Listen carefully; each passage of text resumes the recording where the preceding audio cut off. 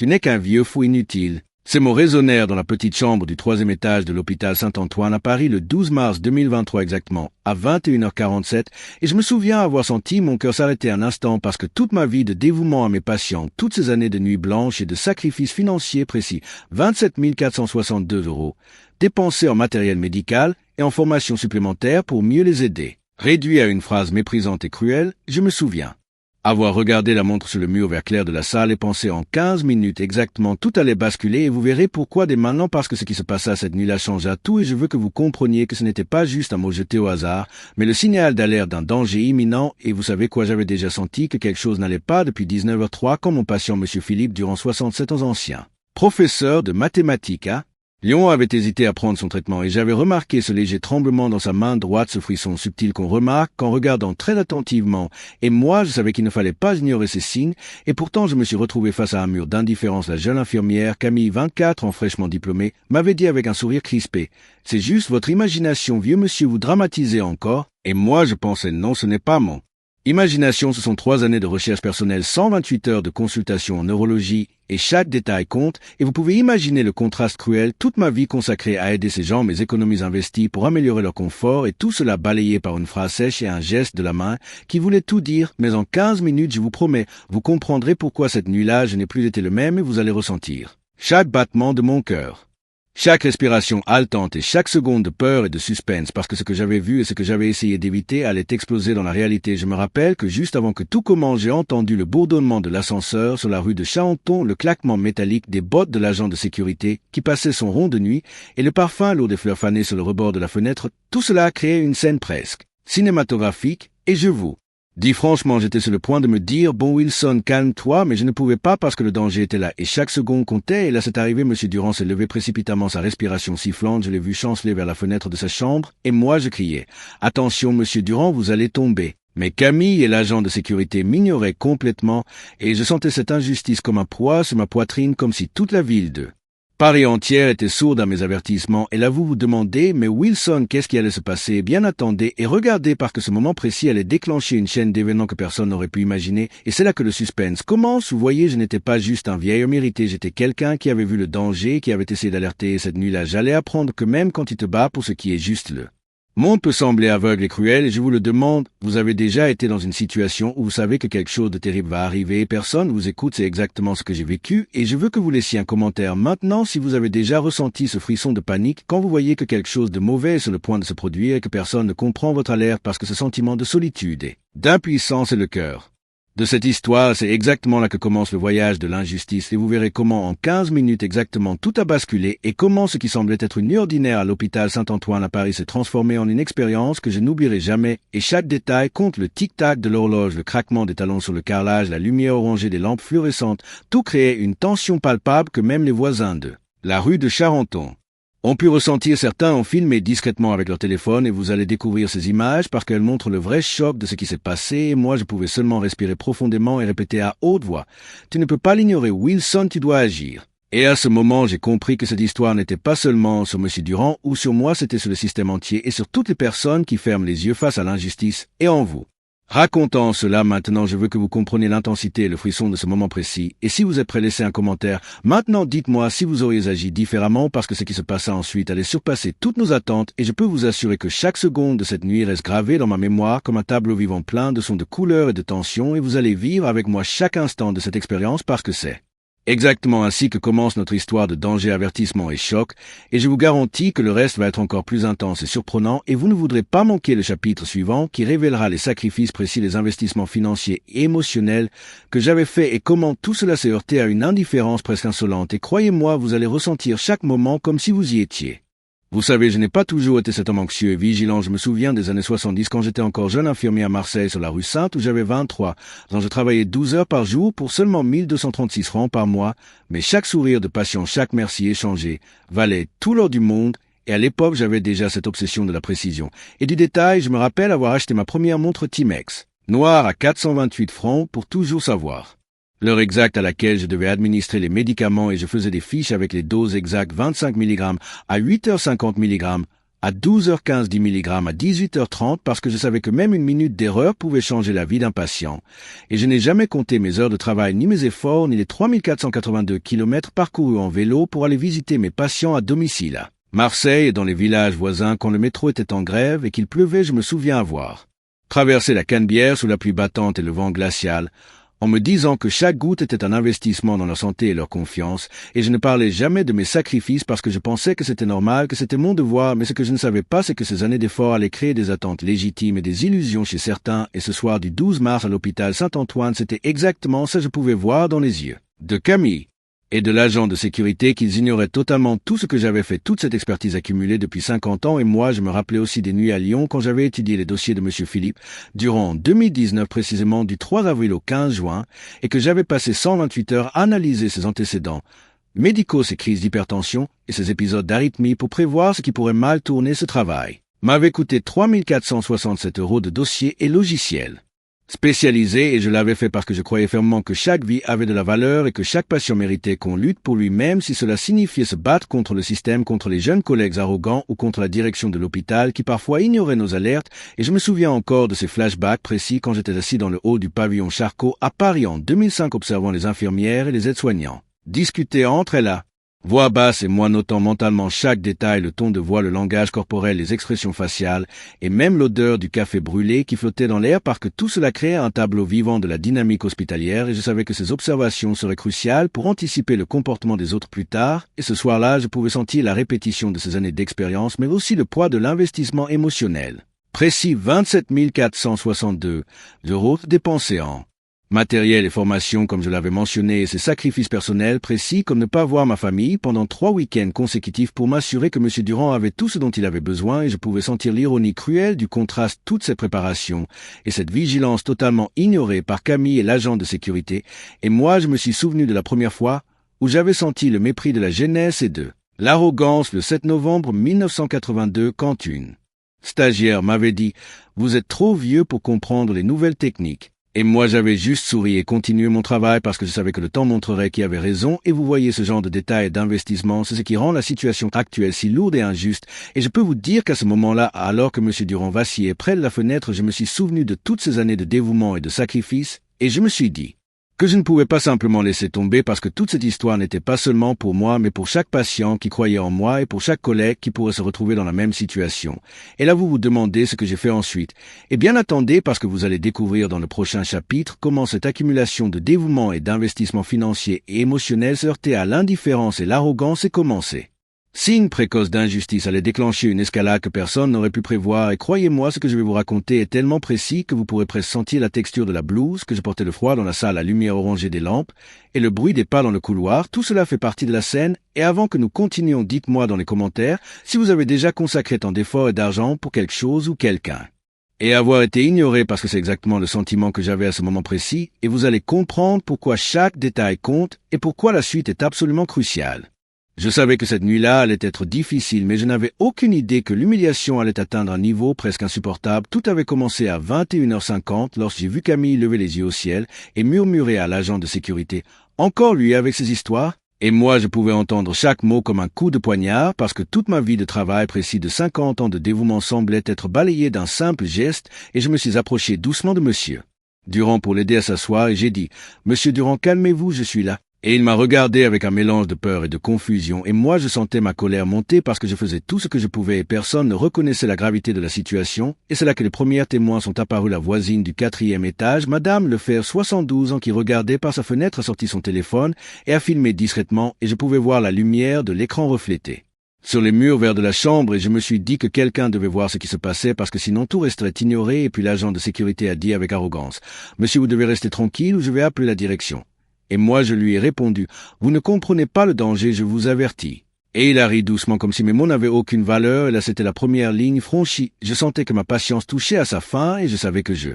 devais agir, mais pas de façon impulsive, et le spectacle de l'arrogance était complet. Camille m'a dit d'un ton sec « Arrêtez de vous mêler de tout vieux fou. » Et moi je me suis rappelé de toutes les fois où on m'avait humilié dans les années 80 à Lyon quand un chef de service avait dit « Vous êtes trop vieux pour ce travail. » Et j'avais gardé mon calme, mais cette fois c'était différent. Cette fois, il y avait un danger réel et immédiat, et je pouvais sentir chaque battement de mon cœur résonner dans Mes oreilles comme un tambour et chaque respiration haletante de M. Durand ajoutait à la tension. Et puis à 22h03 le pire est arrivé, M. Durand a trébuché légèrement et j'ai entendu un bruit métallique de la fenêtre en aluminium et j'ai crié « Attention !» Mais Camille a continué à bavarder avec l'agent comme si rien n'était important et à ce moment j'ai senti la colère mêlée de frustration mais aussi une détermination silencieuse et c'est là que les témoins du couloir sont intervenus. Quelques infirmières de gare qui passaient ont entendu mes cris et se sont arrêtées et j'ai vu leur visage surpris et inquiet et je me suis dit qu'au moins quelqu'un voyait la vérité et ensuite un moment clé la ligne franchie, j'ai compris que la tolérance était finie lorsque M. Durand a commencé à s'éloigner dangereusement de la fenêtre et que j'ai vu l'ombre de sa chute possible sur le sol du patio du 3e étage. Je n'ai plus pu rester passif et j'ai dit très fort « Arrêtez-le !»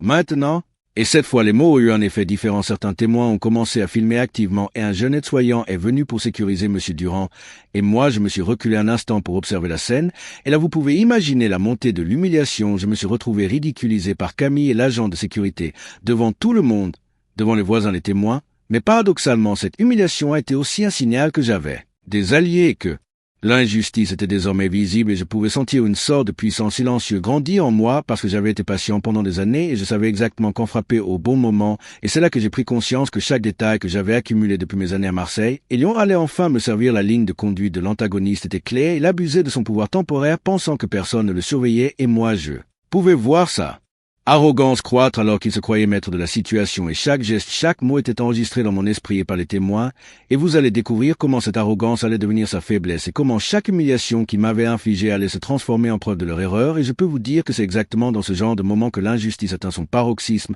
et que le public ressent la tension et l'indignation et vous devez gardez à l'esprit chaque détail, le bruit métallique de la fenêtre, le murmure des témoins, les flashs des téléphones, le parfum du désinfectant dans l'air, la lumière orangée des lampes et le froid du carrelage sous mes pieds. À ce moment précis, je me suis dit que je devais rester calme stratégiquement, chaque geste allait compter et je vous demande qu'est-ce que vous auriez fait si vous étiez à ma place. Dites-le dans les commentaires car c'est exactement la question que je me posais. Moi-même en voyant M. Durand chanceler et l'arrogance de Camille et de l'agent, et je peux vous promettre que ce que vous allez voir ensuite dans le chapitre suivant va révéler un tournant inattendu, un moment où je décide consciemment que je ne vais plus accepter cette injustice et que la puissance cachée que j'avais accumulée pendant toutes ces années va enfin se manifester et vous allez ressentir chaque seconde de cette décision cruciale.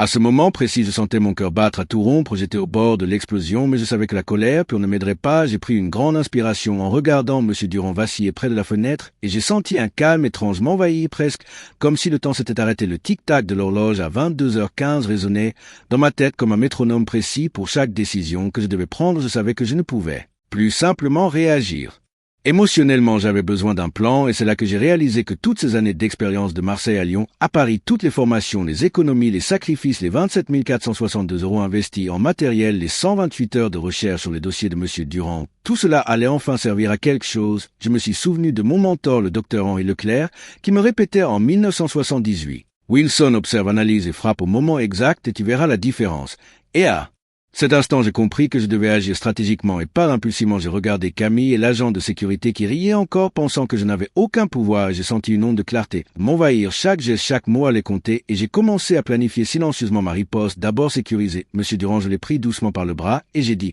« Restez calme, je m'occupe de tout ». Et il a hoché la tête avec un souffle haletant. Ensuite, j'ai observé la pièce, la disposition des meubles, la position de la caméra de surveillance et les téléphones des témoins. J'ai noté chaque angle, chaque obstacle, chaque possibilité et j'ai senti mon pouvoir latent se manifester. Je n'étais pas juste un vieil homme submergé, j'étais quelqu'un qui connaissait le système, savait comment l'utiliser à son avantage et puis j'ai repensé aux petits détails que j'avais accumulés au fil des années, la date exacte où Camille avait commencé à travailler le 3 janvier 2021, l'heure exacte de chaque ronde de l'agent de sécurité, 21h30, 22h, 22h30, le bruit du sol en carrelage. Chaque jour à chaque ronde, ces informations précises allaient devenir cruciales et j'ai senti une sorte d'euphorie silencieuse en réalisant que l'arrogance de mes adversaires allait jouer en ma faveur et alors que l'agent de sécurité s'approchait pour intervenir, j'ai fait un pas en avant et j'ai parlé très calmement mais avec autorité. Vous pensez contrôler la situation mais vous ne savez pas tout. Et leurs regards ont changé légèrement, un instant d'hésitation, et j'ai senti que la bascule commençait. Je savais que chaque mot, chaque geste allait être enregistré dans les mémoires de témoins présents et sur les vidéos, et que cela serait la preuve de leur erreur, et puis j'ai commencé à envisager ma stratégie pour révéler la vérité. Progressivement, je savais qu'il fallait que tout semble naturel, mais que l'impact soit maximal. J'ai repositionné M. Durand vers le lit.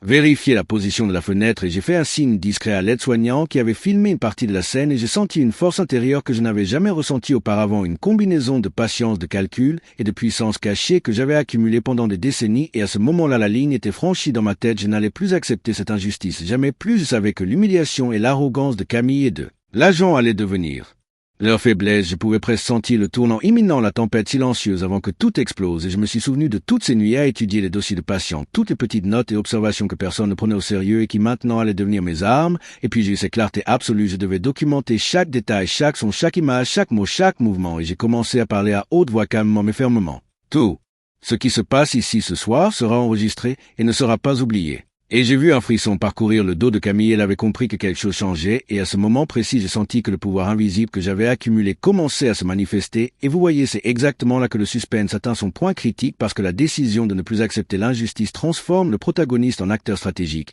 et pas en simple victime, et je vous demande. Maintenant, que feriez-vous si vous aviez tous ces détails, toutes ces années d'expérience et que vous décidiez enfin de ne plus rester passif? Dites-le dans les commentaires parce que la suite que vous verrez dans le chapitre 5 va révéler le moment exact où mon pouvoir caché se manifeste et où le choc des témoins devient palpable et vous allez ressentir cette bascule du désespoir à la maîtrise totale et croyez-moi, la tension ne fait que commencer et chaque instant va devenir crucial.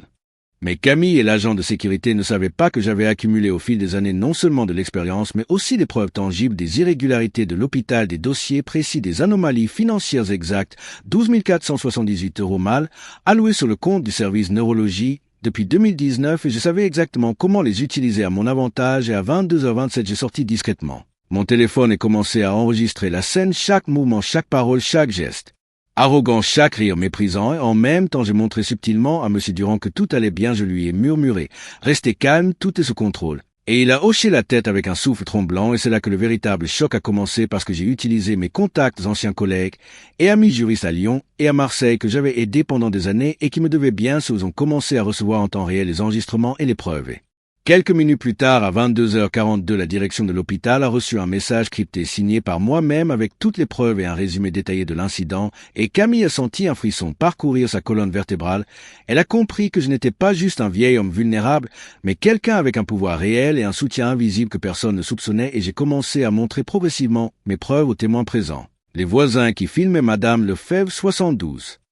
Et le jeune aide-soignant qui tremblait encore de peur et d'excitation. J'ai ouvert les documents sur ma tablette et j'ai montré les chiffres, précis les dates exactes et les écarts dans les protocoles, et vous pouvez imaginer la stupeur sur les visages de Camille et de l'agent de sécurité. Ils se sont figés comme s'ils venaient de réaliser qu'ils étaient tombés dans un piège construit patiemment depuis des années, et ensuite à 22h55 j'ai activé la caméra cachée qui montrait tout depuis le couloir et j'ai projeté les images sur le petit écran de la salle de repos. Tout le monde pouvait voir les preuves de leur arrogance et de leur négligence et les témoins ont commencé à murmurer à voix haute « Jamais vu ça ! C'est incroyable !» Et là j'ai senti une vague de pouvoir qui montait en moi. Ce n'était pas de la vengeance personnelle, mais un rétablissement de justice. Et à ce moment-là, Camille a tenté de s'excuser d'un ton hésitant. Je ne savais pas. Et moi, je l'ai regardé calmement et j'ai dit « Vos actions ont des conséquences et il est temps que vous compreniez. » Et l'agent de sécurité a baissé les yeux et a murmuré « Nous avons fait une erreur. » Et vous pouvez imaginer le choc des témoins, toutes ces années de dévouement, de sacrifices financiers et émotionnels,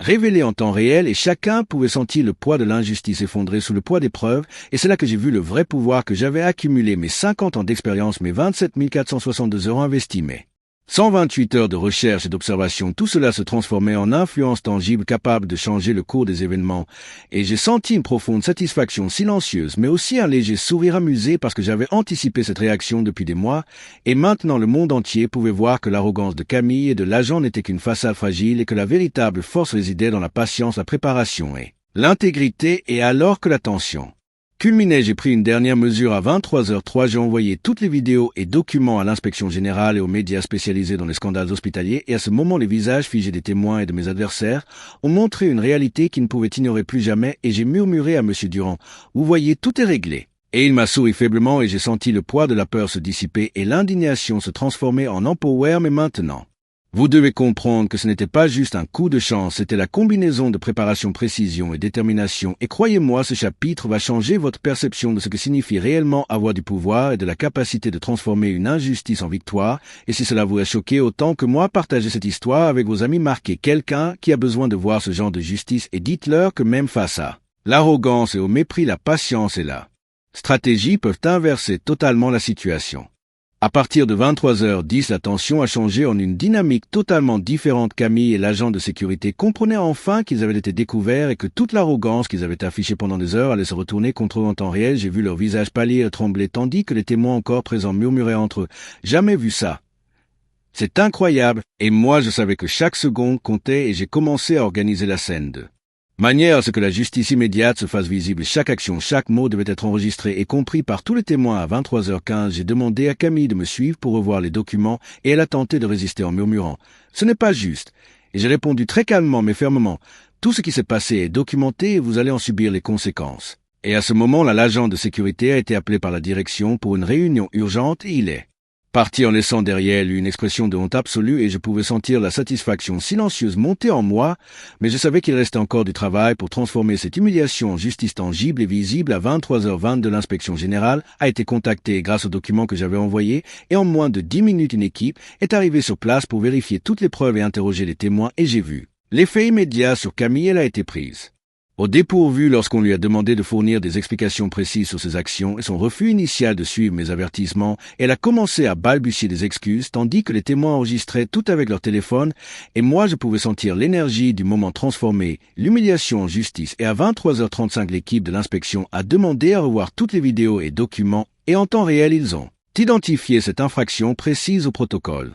hospitalier et j'ai vu la réaction de Camille et de l'agent de sécurité. C'était un mélange de peur, confusion et honte et je savais que ces mesures allaient changer leur position de pouvoir immédiatement et à 23h42 j'ai assisté à la première conséquence publique lorsque la direction a diffusé un message interne mentionnant que des mesures disciplinaires allaient être prises et que des protocoles stricts seraient révisés à partir du lendemain et les témoins ont applaudi silencieusement et moi j'ai senti la satisfaction de voir l'injustice inversée et ensuite à 23h50 j'ai observé les mesures concrètes. L'agent de sécurité a été suspendu pendant 3 semaines et Camille a reçu un avertissement officiel avec obligation de suivre une formation stricte sur les protocoles hospitaliers et j'ai pu voir le soulagement dans les yeux de M. Durand qui comprenait que sa sécurité avait été réellement prise en charge et que mes avertissements n'avaient pas été vains et ensuite j'ai reçu un message de mon ancien collègue à Lyon, Jean-Marc 68 ans, qui disait « Wilson, tu as montré à tout le monde ce que signifie la véritable compétence et la vigilance. » Et je pouvais sentir que la justice était réellement produite en temps réel et que chaque témoin présent avait compris que la patience, la préparation et la précision étaient plus puissants que l'arrogance et le mépris. Et à 23h58, j'ai rassemblé les témoins pour qu'ils signent des attestations de ce qu'ils avaient vu et j'ai senti là gratitude dans leurs yeux et j'ai compris que la puissance de l'injustice transformée en justice tangible avait créé un impact collectif durable et vous devez comprendre que ce moment précis montre comment une situation apparemment sans issue peut basculer en faveur du protagoniste lorsque les preuves sont exactes et les témoins impliqués et croyez-moi ce chapitre montre que l'action stratégique et le courage peuvent transformer une humiliation en un résultat mesurable et public et si cela vous a choqué, partagez cette histoire avec vos amis, marquez quelqu'un qui doit voir que même face à l'arrogance et au mépris, la patience, la stratégie et l'épreuve peut inverser totalement la situation et que chaque injustice peut trouver sa résolution immédiate. Lorsque j'ai enfin quitté la chambre de M. Durand à minuit 15, je pouvais sentir un poids se lever de mes épaules après cette longue nuit de tension et d'injustice et en marchant dans le couloir silencieux de l'hôpital Saint-Antoine, j'ai réfléchi à tout ce qui venait de se passer. Je pouvais sentir encore le froid du carrelage sous mes pieds, l'odeur du désinfectant qui flottait dans l'air, et je me suis souvenu de toutes les années de sacrifice, les 27 462 € investis en matériel et formation, les 128 heures passées à analyser les dossiers de patients et chaque petit détail que j'avais noté depuis mes débuts à Marseille et Lyon. Et là, j'ai compris que cette expérience m'avait transformé profondément, pas seulement parce que la justice avait été rendue, mais parce que je savais que je possédais désormais un pouvoir stratégique que personne ne pouvait ignorer. Et cette leçon, je voulais la partager avec vous parce que trop souvent nous acceptons les injustices en silence et je me suis rendu compte que même face à l'arrogance, la négligence et le mépris, il est possible de transformer la frustration en action précise et mesurer. Cette transformation n'est pas seulement personnelle, elle est aussi collective parce que les témoins qui étaient là cette nuit ont appris que la vigilance et la patience peuvent changer une situation apparemment désespérée. Et je peux vous dire que j'ai senti une profonde connexion avec M. Durand lorsqu'il m'a dit « Merci Wilson, vous m'avez sauvé la vie et montré que certaines personnes sont prêtes à se battre pour ce qui est juste. » Et ce moment m'a rappelé toutes les fois où j'avais aidé mes patients dans le passé et comment chaque petite action peut avoir un impact durable. Et maintenant, vous devez comprendre que la véritable transformation vient de la capacité à rester calme, stratégique et déterminé et à utiliser chaque détail, chaque preuve et chaque témoin à votre avantage. Et je veux que vous emportiez cela avec vous dans votre vie. Et si vous avez déjà été ignoré ou méprisé, vous savez que ce sentiment peut être paralysant, mais cette histoire montre qu'il est possible de reprendre le contrôle et de transformer l'injustice en victoire tangible. Et mes amis, Si vous avez été touché par cette histoire, je vous invite à vous connecter avec votre propre expérience, laissez un commentaire, partagez comment vous avez surmonté vos défis et engagez la communauté et inscrivez-vous à la chaîne. Pour recevoir d'autres histoires de courage, de stratégie, activez le signino pour ne rien manquer et marquer quelqu'un qui a besoin de voir que même face à l'arrogance et au mépris, la patience, la préparation et le courage peuvent inverser totalement la situation. Et souvenez-vous, chaque injustice peut être transformée, chaque humiliation peut devenir un catalyseur de force. Et en marchant vers la sortie de l'hôpital, je me suis retourné une dernière fois vers la chambre de M. Durand et j'ai pensé à tous les autres patients. Tous les autres moments où j'avais dû observer en silence le danger et j'ai compris que ce n'était pas seulement une victoire personnelle, c'était un changement systémique et collectif et je me suis dit que chaque effort, chaque sacrifice, chaque investissement émotionnel et financier avait valu la peine parce que la justice avait été rendue et la transformation s'était opérée et alors que j'ai quitté l'hôpital, j'ai respiré profondément le vent frais de la nuit sur la rue de Charenton et j'ai souri en pensant que cette nuit avait changé non seulement ma vie, mais celle de tous ceux qui avaient été témoins, et vous devez garder cette leçon en tête, que la patience, la précision et la détermination peuvent transformer une situation impossible en victoire, et je vous le demande maintenant, partagez cette histoire avec vos amis, laissez votre commentaire, engagez-vous dans la discussion, abonnez-vous à la chaîne, activez le signino, et souvenez-vous que vous avez le pouvoir de transformer l'injustice en opportunité de croissance et de courage, et n'oubliez jamais que même face à l'arrogance, la négligence et le mépris, il y a toujours un chemin vers la justice et la transformation, et avec ce dernier regard vers la chambre de M. Durand, je savais que cette nuit resterait gravée dans ma mémoire pour toujours comme le moment où l'injustice a été confrontée et où le pouvoir caché est enfin apparu, et c'est avec ce sentiment de triomphe et de connexion que je conclus cette histoire. Et je vous laisse avec cette pensée, chaque détail compte, chaque action peut changer la vie et chaque injustice peut trouver sa résolution si vous avez le courage de ne pas rester silencieux.